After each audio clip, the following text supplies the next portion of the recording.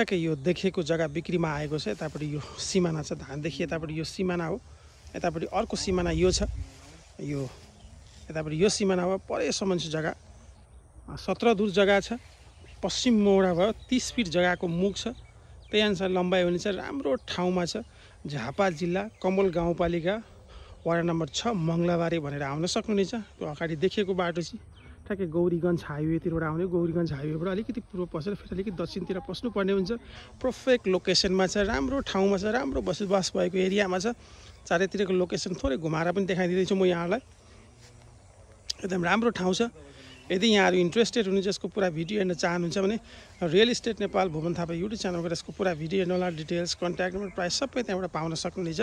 यो देखिएको आउने बाटो भयो 17 दूर जग्गा, पश्चिम मोडा 20 फिटको बाटो, झापा जिल्ला कमल गाउँपालिका वार्ड नम्बर 6 ठ्याक्कै यो जग्गा। Thank you.